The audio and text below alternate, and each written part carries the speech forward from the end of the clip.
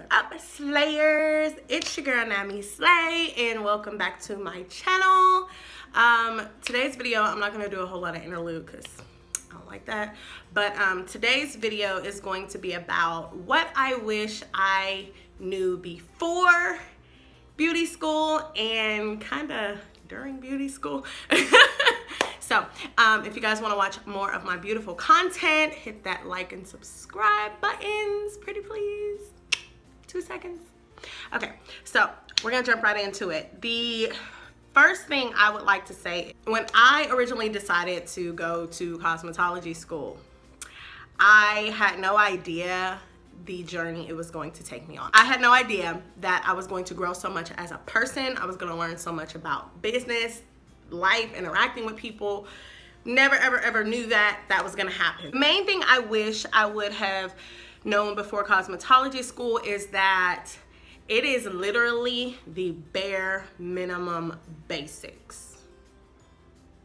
Okay, I'm gonna say that again. Literally, all you are going to learn in cosmetology school is the bare minimum. So if you are thinking you're gonna go to cosmetology school, you're gonna pay, I paid $20,000, I don't know what it is now, but you're gonna pay all this money and you're gonna come out this bomb ass hairstylist and you've never done hair before, you've never worked on makeup, you've never done skin. I'm sorry to misinform you, but that ain't gonna happen, okay? So I went to one of the top tier cosmetology schools in my area. I went to Paul Mitchell. Now at that time it was a franchise school, and I'm gonna go into a whole other video about that. Do your research on your school, that's another point. But anyway, so I went to supposedly the top tier education school in my area, and it was subpar to say the least. But then when I also learned that the other schools in my area basically did the same thing, and other schools in other states and other areas have the same curriculum. All they're there for is to get you enough information where you can pass your state regulated board. That's it. Okay, that's it. They're not gonna tell you how, you know, to market yourself, how you're gonna do all that specialty stuff, extensions, microlinks, that sort of. You're not gonna get none of that. Continued education is gonna be your best friend. So if you're going into cosmetology school, I want you to have the right expectations. Set the bar low, okay? And if they go above it, great. If they don't meet that, or if they, you know, exceed that, then great. But at least you weren't going into it with the wrong expectation of, hey, I'm gonna get XYZ, and you don't get it. So definitely recommend set your expectations low, okay? Okay, one thing you have to know about instructors at cosmetology schools, most of the time those instructors are there because they're not making enough money in the salon. Okay, now don't come for me. I said most of the time. You do have some people like me. When I go get my instructor lessons, I really do want to teach people. I have a desire to do that, but those types of instructors are going to be very few and far between. The majority of the time, the instructors that you are going to have are not making a sustainable living in the salon. So they go back and they get their instructor's license. They say, hey, you know, those who can't do, teach. That's not a shot to them. Their calling may be teaching and not being in the actual salon full time. That's the thing. That's something that I feel like needs to be stated about the industry and accepted. Okay, 75% of people who get their cosmetology license, a little statistic for you, do not do cosmetology as a full-time job. They just don't. They have some other sort of job, some other side hustle, that sort of thing. The burnout for the average cosmetologist is 5 years. 5 years, you guys. Like, okay, so go into it knowing that, hey, obviously there's some obstacles that aren't unique to just you. This is something that's going on in the industry. And I think mainly it's because we're not being taught how to market ourselves properly. We're not being taught, you know, cutting edge techniques and skills. And coming out of school, you're getting the bare minimum. So if this isn't something that you eat, sleep, or breathe, like, look, I was braiding hair before I could read, okay? I was that girl in the neighborhood that everybody came to get their hair done. That was me. That's not everybody, and that's okay. But if you're gonna go into this industry, you have to actually love what you do, because that love for this industry is gonna be the only thing that's gonna sustain you when you're not making enough money, when things are getting rough and you feel like people aren't supporting you the way that they should be supporting you. If you don't love what you do, it's gonna be really easy for you to say, you know what, I tried it, wasn't it? Gonna go get me a job somewhere else, doing something else, go back to school, whatever it is. And then you've wasted all of that time, and more importantly, all of that money. Cosmetology school is not cheap. $20,000 is a lot of money. The cheapest school in my state was at $15,000. That's not including the extra things that you're gonna buy. Yeah, you're gonna get a kit, and we'll talk about kits in a minute, but that's a lot of money to invest in a career that you're not going to stay in longer than 5 years. That's crazy. Like, when I talk to my instructors, and I loved a lot of my instructors. I'll do a video on the ones I didn't, but I loved a lot of my instructors. I really did. On a personal level, I thought they were amazing people who I really did relate to, and they made an effort to relate to me. However, I do not feel as though I got the education that I, in my mind, signed up for. When you go in, you talk to this recruiter and they're telling you all these great things, and they have this program and a nail program and da da da. Again, set your expectations very low. No matter what you're told, go in there with like, look, I'm gonna learn the bare minimum, I'm gonna clock these hours, get my license, get out in the field, and that's where your education is gonna start. Your education starts when you get out in the field. Now, you can do yourself a favor, which is what I did, and while you're in school, look for assisting jobs. Look for receptionist jobs. Look for makeup artist jobs, because in a lot of states, you can do makeup without a license. Even if you go in there as a natural hair specialist, look for those jobs. I was very fortunate to get a position being the receptionist and a part-time makeup artist at a very high-end salon where I live. Actually, I'm gonna go ahead and shout them out. Shout out Belle Chavot, because I still love everybody there. And honestly, I only went back there, but commission just wasn't my business model. So anyway, I'll do a whole video on commission versus booth. A lot of videos I could do. Oh my God. Anyway, so I was very, very fortunate. I saw a post saying they were looking for a part-time receptionist. And a lot of salons are so willing to teach you. If you already work there, as long as like, you know, the phones are getting answered, whatever, you can go and watch other stylists. Like when they're doing balayages, they're doing highlights, whatever they're doing, go and watch them. Most stylists, they're like, I love people watching me. A lot of times they will want to give back. Now you have some that are catty and whatever, and you just kind of breeze past them and look for the ones that are receptive to sharing that information with you. I was very fortunate to meet a group of women who had no problem doing that. And honestly, I learned more in my 6 months working at that salon than I did in my entire cosmetology program. And I was getting paid while I was doing it. So it was a way I could support myself. They knew I was in school. They were cool with working with my school schedule. I was going to school from 9:30 in the morning to 7:30 at night. I think it was 9 to 7, but basically 10 hours a day for 3 days a week. And then I could work with them on the weekends. A lot of salons are understanding that, hey, you're gonna have to go to school to get your license. So look for assisting positions, look for positions where you can work at a makeup counter, because like I said, most states check with yours, but most states don't have you actually have to have a license to do that. A lot of states don't make you have a license to do natural hair as well. So you can do locks, you can do braids. Again, check with your state, local licensing board, whatever, but those are ways that you can get your foot in the door while you're still in school. You can build clientele, make business connections, network, all of that while you're in school. Because what you don't want to do is get out of school, you're done with school, and you're like, where the heck do I go now? And that's what happens to a lot of people. And it's scary, it's discouraging, and it's just, I think it contributes to why 75% of stylists, cosmetologists go and get other jobs, because they don't feel secure in their craft and their position. Look at assisting positions, even if you just go in there to do makeup. The next thing I would say, so like I said earlier, I was talking to a lot of my instructors, and I used to pick their brain. They were very forthcoming with information for me. And I would ask them, and the main thing I got from them when I would ask, hey, what do you wish you would have done differently? Or what do you wish you would have learned while you were in cosmetology school? And the main common denominator thread that I've gotten from them was, I wish I would have marketed myself while I was in school. I wish I would have promoted my craft, my skills, took pictures, built a portfolio while I was in school. And it can't be wrong if so many of them from different backgrounds, different demographics, all of that are all saying the same thing. So when I got that information, I was like, you know what? Every single client that I get, I'm taking before pictures, I'm taking after pictures. I was like the picture freaking police, okay? Even my girlfriends, I was like, hey, did you get a before picture?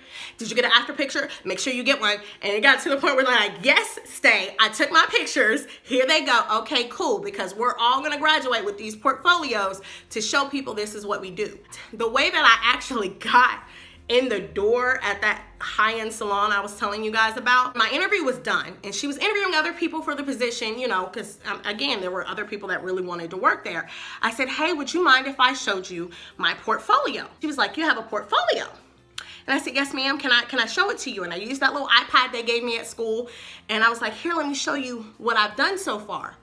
And I would do, you know, makeup. She's like, oh, you do this. Oh, you do this. Yes, I do this. I said, when I get my license, I want to do more. But I really feel like I would, you know, benefit from learning from you guys and, you know, from you guys teaching me and me working here.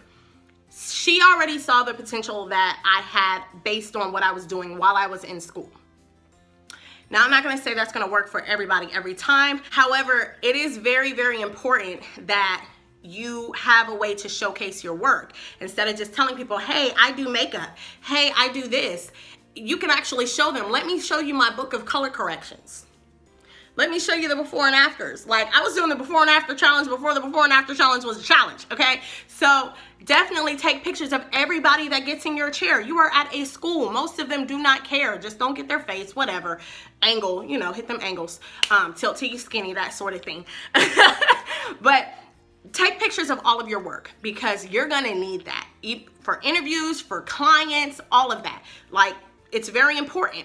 The next thing I would say helped me was I kept my expenses very, very low. I actually had a side business. I have been an entrepreneur for about 6-7 years now. Jewelry, handmade soap, scrubs, crystals, all of that. So I would leave school and I would go downtown, set up my stand at the River Market and sell to the public, that sort of thing, until it got cold. Now in the winter months, I got me a job waitressing, serving drinks, like whatever I had to do. Even though I knew I could go get a job making more money, what you have to realize is that most cosmetology schools aren't set up for you to have a full-time job. Some places do have night school. My school didn't.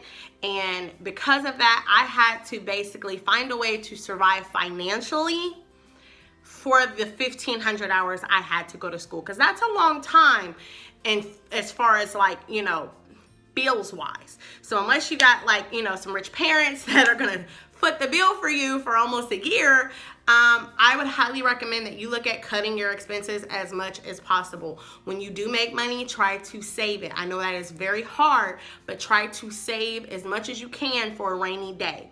I don't necessarily recommend borrowing more than what you can afford to pay back. However, I do recommend like check with your local state career education, Department of Education, Department of Career Education. There was a program here that I was able to get into. I got a grant. It didn't pay for all of my school, but it paid for like a quarter of it. And that was, you know, a quarter that I didn't have to come out of pocket with. So even if you have to like compound grants, look for grants as opposed to loans. If you have to do loans, okay, cool. But there's always grants for women. There's grants for single parents. There's grants for people if you're left-handed. Like, there's so many grants out there and there is funding. Look for that before your start date. That way you can already have that money in the works, because for me, even though I got approved like 2 months before my start date, I didn't start getting funds from that grant until like 6 months into my program. Of course, they paid back pay, but those types of things take a while. So if you know, hey, cosmetology is what I eat, sleep, breathe, live, I'm going to school for it, start looking for grants now. Also reach out to your financial aid department at your school, because usually they can point you in a direction, because you're not the only student that has looked for grants. Even if you can get all of your school paid for, you still have to pay for rent, you gotta pay for gas, you gotta pay for your kit. Now that we're talking about kits, the kit that I received, honestly, it was underwhelming. And I feel like I could have pieced that kit together better for less than what they charged me, way less than what they charged me, but you gotta take the kit they give you, it's part of tuition, whatever. However, that kit is not going to sustain you. I don't give a damn what school you go to. Just know you're gonna have to add to your kit. Especially if you're doing esthetician work, you're gonna have to add to your kit, okay? I worked slowly to replace everything out of my kit. By the time I graduated, I didn't even have the same box kit because the wheels kept falling off everybody else's. You know, I didn't even want anything in there. I ended up giving a lot of the tools to my daughter. I think the only thing I still use is my shears because my shears were really good. So shout out to Paul Mitchell for some really good shears. Also look for student discounts. I know MAC offers a discount if you're still in school. Also check with your local Cosmoprof or State Beauty if y'all have one. Wherever the professionals go to get their supplies and stuff, you go in there with your license, you show it to them, say, hey, I'm a student. That license is good for like a year. Stop buying your stuff at the hair store, okay? Because you get a discount for just being in the cosmetology professional industry. Utilize the heck out that discount. They know me at a first name basis at the Cosmoprof where I live. So definitely utilize your student discount because you are gonna have to replace things out of your kit. You're gonna lose those clips. I don't care how many clips they give you, you're gonna lose clips. Okay, so another thing that you wanna do, I don't care what school you go to, mark your stuff. Get you some nail polish and or duct tape, something to mark your tools because all of y'all are gonna have the same kit. Everything in the kit's gonna look the same. You're gonna put your brush down next to somebody else that puts their brush down and they're gonna swear that's theirs.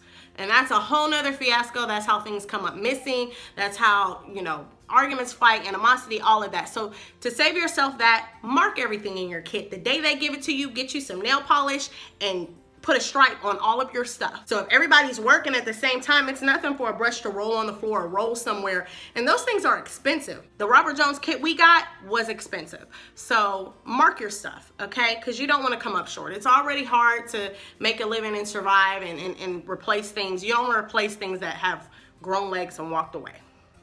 Okay, last but not least, I really hadn't intended on making friends and building connections, personal connections with people while I was in school. However, that completely changed. When I tell you I have some sisters that I graduated with who I love to pieces. I'm talking gone to their weddings, baby showers, you name it. We call 2 o'clock in the morning, are you okay? You know, whatever is going on. They are such a huge support system. So be open to having friends that you normally wouldn't have. My friends look like a United Nations convention, okay? If you put us in a room, you would never guess that all of us were friends, but we realized we had so much in common sitting in the break room talking about, you know, the struggles in school, and you're like, man, I really can relate to this girl who's got tattoos everywhere. Man, I can relate to this girl who's from El Salvador. Like, you know, like, be open to making those connections because honestly, those connections are going to be what's going to get you through cosmetology school, and it's also going to be what's going to sustain you in your first few months, first couple of years in the industry. Be open to that. Be friendly. Be kind. If you know something and you see someone struggling with it, go over and help them because I guarantee you there's going to be something that you are going to struggle with that someone else can help you with. And they're gonna be afraid to walk up to you or even talk to you if you got this resting bitch face going on, like, and I'm sorry to say that, but you know, if you got that, you know, look, they're not gonna be open to that. And you'll miss a lot of great connections and a lot of great relationships. I am so fortunate. I think the main thing that I paid my $20,000 for was my sisters. So I hope that that has helped someone who was on the fence about cosmetology school or just the industry in general. If you found this video helpful, please hit the like and subscribe button. Also comment, let me know if there was anything else that you guys want to know about. I am literally an open book, okay? So without further ado, that is the end of this video. Thank you guys so much for staying to the end. Peace, love, and namaste.